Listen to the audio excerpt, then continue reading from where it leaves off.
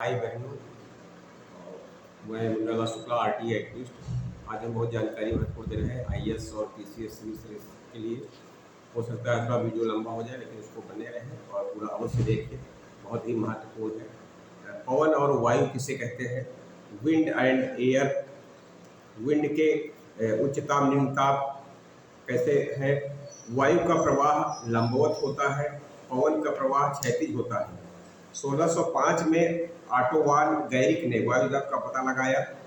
मनुष्य के शरीर पर प्रतिक्षण 112 केजी के बराबर वायुदाब होता है, परंतु हमारा रक्त दाब इसे संतुलित कर लेता है, जिससे हमको इसका अनुभव नहीं होता है। समुद्र पर वायुदाब का सर्वाधिक होता है 76 सेंटीमीटर या 1013 मिलीबार। 540 मीटर की ऊंचाई पर वायुदाब आधा रह जाता है। भूमध्य रेखा पर वर्ष भर उच्च तापमान रहता है, अतः यहाँ निम्न वायुदाब पाया जाता है। इसे डोलड्रम या काम बेल्ट भी कहा जाता है। ध्रुवों पर वर्ष भर निम्न ताप रहता है, अतः वहाँ उच्च वायुदाब पाया जाता है।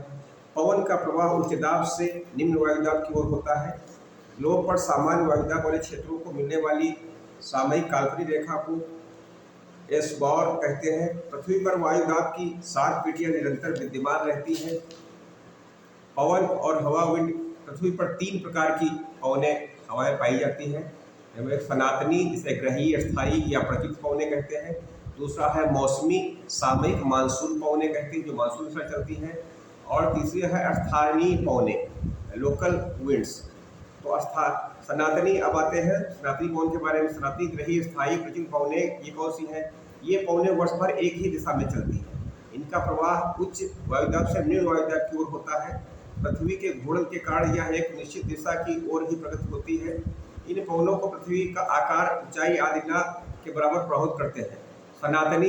सनातनी पवनों को अनेक श्रेणियों में विभक्त किया जाता है, जैसे डोलड्रम की पेटी या क्लैम बेल्ट। भूमध्य रेखा के दोनों ओर 5 अंश तक निम्न वायुदाब के कारण हवाएं शांत होती हैं। इसे ही शांत पेटी, क्लैम बेल्ट कहा जाता है। व्यापारिक पवनें दोनों गोलार्ध से 5 अंश से 35 अंश अक्षांश के मध्य हवाएं पूर्व से पश्चिम दिशा की ओर चलती हैं। इन हवाओं को व्यापार के लिए उपयोग होने के कारण व्यापारिक हवाएं कहा जाता है। अश्वक्षांश 35 अंश से 30 से 35 अंशांशों के मध्य होने वाले दोनों गोलार्ध में उच्च वायुदाब का क्षेत्र पाया जाता है, जहां जहाजों के संचालन में दिक्कत होती है। ऐसे घटना के कारण इसे एक अश्वक्षांश का नाम दे दिया गया है। और पछुआ पवनें, यह हवाएं 35 से 65 अंश अक्षांशों के मध्य प्रवाहित होती हैं। इनकी दिशा पश्चिम से पूर्व की ओर होती है। दक्षिणी गोलार्ध सबसे दक्षिण में स्थल खंड के अभाव के कारण इन्हें कुछ विशेष नामों से पुकारा जाता है। गरजता चालीसा, भयंकर 50, चीखती 60। गरजता चालीसा क्या है? 40 अंश दक्षिणी गोलार्ध में पछुआ पवनें तीव्र गति से प्रवाहित होती हैं, जिन्हें गरजता चालीसा के नाम से जाना जाता है। फिर भयंकर 50 क्या है? पछुआ पवनें जब 50 अंश दक्षिण गोलार्ध एवं ध्वनि के कारण इन्हें भयंकर 50 का नाम दिया जाता है। चीखती 60 क्या है? जब पछुआ पवनें 60 अंश दक्षिणी गोलार्ध को पार करती है तो उन्हें चीखती 60 कहा जाता है। कोरियालिस बलिया फेरेल का नियम, जब पवन दक्षिणी गोलार्ध से उत्तरी गोलार्ध की ओर प्रवाहित होती है तो भूमध्य रेखा पर रहते हुए दाहिनी ओर मुड़ जाती है। दरअसल भूमध्य रेखा पर पृथ्वी के घूर्णन की गति सर्वाधिक होती है। हवाएं इसी गति से चलती हैं, अतः दाहिनी ओर धकेल दी जाती है। फेरेल और कोरियालिस ने इस नियम की खोज की। मौसमी सामयिक पवनें कौन सी हैं? यह पवनें तापमान एवं अन्य कारकों के कारण अपनी दिशा बदलती रहती है। समुद्र एवं स्थलखंड की स्थिति, पर्वत एवं घाटियों की स्थिति आदि का इन पर व्यापक असर पड़ता है। समुद्र तटीय नगरों की जलवायु सम होती है। दिन में स्थलखंड का तापमान अधिक और वायुदाब कम होता है। इसके विरुद्ध समुद्र का तापमान कम और वायुदाब अधिक होता है, अतः हवाएं समुद्र से स्थलखंड की ओर चलती हैं। रात्रि में स्थलखंड पर उच्च वायुदाब और समुद्र में अपेक्षाकृत निम्न वायुदाब उत्पन्न हो जाती है, अतः हवाएं स्थलखंड से समुद्र की ओर चलती हैं। पूज्य का तापांतर मात्र 3 अंश सेंटीग्रेड है। पर्वतों की घाटियों दिन में हवा का प्रवाह घाटी से शिखर की ओर होता है, क्योंकि शिखर पर तापमान अधिक और वायुदाब कम होता है। रात में शिखर तेजी से ठंडा होता है, जिससे वहाँ उच्च वायुदाब का क्षेत्र उत्पन्न हो जाता है। हवाएं शिखर से घाटी की ओर प्रवाहित होती हैं, इसलिए पृथ्वी की घाटियां रात में अधिक ठंडी होती हैं। मानसून क्या है? मानसून अरबी शब्द है जिसका अर्थ शाब्दिक है मानसून। 45वीं ईस्वी एडी में हिम्पालस ने इसकी खोज की। मानसून वह हवाएं हैं जो वर्ष में 2 बार अपनी दिशा बदलती हैं। ग्रीष्म ऋतु में स्थलखंड का तापमान बढ़ने लगता है, जिससे वह निम्न वायुदाब उत्पन्न हो जाता है। ऑस्ट्रेलिया की पश्चिमी तरफ से चलने वाली समुद्री हवाएं एशिया की ओर बढ़ती हैं। भूमध्य रेखा पार करने के बाद कोरियालिस प्रभाव के कारण यह दाहिनी ओर मुड़ जाती है। भारत की प्रायद्वीप संरचना के कारण मानसून 2 भागों में विभक्त हो जाता है, अरब सागर का मानसून तथा बंगाल की खाड़ी का मानसून। पूरे भारत में सबसे अधिक वर्षा अरब सागर के मानसून से होती है। यूपी, बिहार आदि में वर्षा बंगाल की खाड़ी से के मानसून से होती है। दोनों मानसून भारतीय मुख्य भूमि पर एक दूसरे से टकराते हैं तथा टकराकर भारी वर्षा करते हैं। हल्के होकर बादल ऊपर उठते हैं, जिससे यह जेट हवाओं के संपर्क में आ जाते हैं। ये हवाएं चक्राकर गति करती हैं, जिससे मानसून का व्यापक क्षेत्र में विस्तरण हो जाता है। अरावली पर्वत मानसूनी हवाओं की गति के समानांतर स्थित है, जिससे राजस्थान का पश्चिमी भाग अप्रभावित रहता है। हिमालय से टकराकर तराई क्षेत्रों में ये बादल भारी वर्षा करते हैं। शीत ऋतु में स्थलखंड तेजी से ठंडा होता है, जिससे वहाँ उच्च वायुदाब का क्षेत्र उत्पन्न हो जाता है। फलस्वरूप हवाएं स्थलखंड से समुद्र की ओर प्रवाहित होती हैं। उत्तर भारत में शीतकालीन वर्षा इन्हीं हवाओं का परिणाम है। असहयोग तक पहुंचने के बाद अराकान पर्वत बंगाल की खाड़ी होते हुए ये हवाएं तमिलनाडु की ओर मुड़ जाती हैं, जिससे तमिलनाडु में शीतकालीन वर्षा होती है। तमिलनाडु में 50% वर्षा शीतकाल में होती है, इसे लौटता मानसून भी कहा जाता है। एल्निनी धारा के कारण पेरू का तट गर्म हो जाता है, जिससे वहाँ निम्न वायुदाब का क्षेत्र उत्पन्न हो जाता है। फलस्वरूप ऑस्ट्रेलिया के पश्चिमी तट से चलने वाली बादल पेरू की ओर मुड़ जाते हैं, जिससे भारत में मानसून विलंबित होता है अथवा घट जाता है। 3-4 वर्षों में यह घटना एक बार घटती है।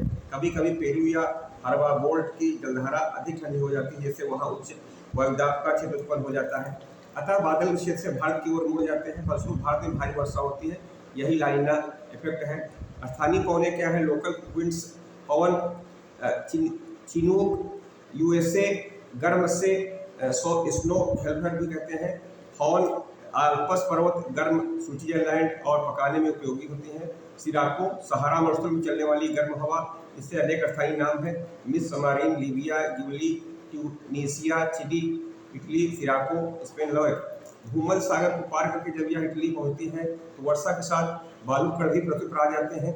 इसे ब्लड रेन या रक्त वर्षा के नाम से जाना जाता है। सिनून अरब गर्म है। हरमट्टन सहारा में गर्म गिनी तट पर से डॉक्टर विंड कहा जाता है। वुरिक ऑस्ट्रेलिया गर्म है। सांटा अपना यूएसए गर्म हवा चलती है। नॉर्वेस्टर न्यूजीलैंड गर्म हवा चलती है। ब्लैक रूरल उत्तरी अमेरिका गर्म हवा चलती है। मिस्ट्रल फ्रांस ठंडी हवाएं। बोरा एडियाट्रिक इटली के पास ठंडी। पैम्पोरो अर्जेंटीना उरुग्वे नॉर्थर्न यूएसए ठंडी हवा चलती है।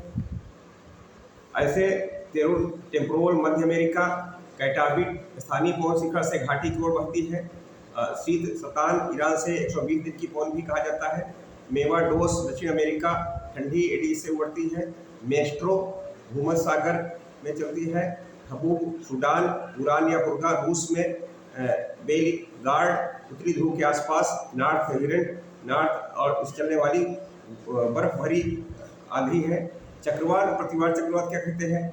चक्रवात साइक्लोन चक्रवात निम्न वायुदाब के वो क्षेत्र है जहाँ चारों दिशाओं से पवन प्रवेश करती है। पृथ्वी के घूर्णन के कारण यह चक्रीय गति धारण कर लेती है। उत्तरी गोलार्ध में इनकी गति एंटीरिकल विंड तथा दक्षिणी गोलार्ध में क्लॉक वाइज होती है।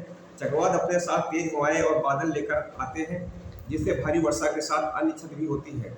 चक्रवात को भिन्न भिन्न क्षेत्रों में भिन्न भिन्न नामों से जाना जाता है। बंगाल की खाड़ी में चक्रवात, उत्तर पश्चिमी ऑस्ट्रेलिया और मेडागास्कर में विली, चीन एवं जापान के पास टाइफून, मैक्सिको की खाड़ी और गिनी तट के पास टॉर्नेडो, पूर्वी अमेरिका और कैरिबियन सी को इसके पास हेरिकेन कहा जाता है। इनमें टॉर्नेडो सर्वाधिक खतरनाक होता है, जिसकी गति 300 किलोमीटर आवर तक होती है। इसे फुजीटा स्केल द्वारा मापा जाता है। हरिकेन को साफिर एक्सपेंशन द्वारा मापा जाता है। चक्रवातों के अध्ययन के लिए 50 के दशक में इनके काल्पनिक नामों के 50 से तैयार किए गए। ये नाम क्षेत्र संबंधित के आधार पर चुने गए। भारत में पड़ोसी 8 देशों से 64 नाम चुने गए। चक्रवातों को क्रम के आधार पर इनका नामकरण किया जाता है। प्रारंभ में ये नाम महिलाओं के नाम पर ही रखे जाते हैं। तीव्रता के आधार पर चक्रवात को 5 श्रेणियों में विभक्त किया जाता है। ये 250 किलोमीटर आवर से अधिक रफ्तार का चक्रवात होता है तो इसे कैटेगरी 5 में रखा जाता है।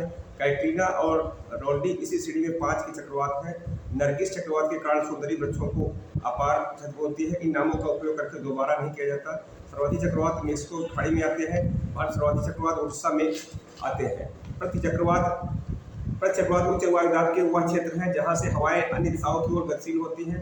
पृथ्वी के घूर्णन के कारण वह चक्रीय गति धारण कर लेती हैं। उत्तरी गोलार्ध में इनकी दिशा क्लॉसिकल और दक्षिणी गोलार्ध में एंटी क्लॉकवाइज होती है। प्रति चक्रवात से तूफान एवं वर्षा जैसी घटनाएं नहीं होती हैं, अपितु मौसम साफ होता है। प्रति चक्रवात के बाद आता है। तो ये हमने बताया, इसके बारे में आप लोग दूसरे जानते हैं।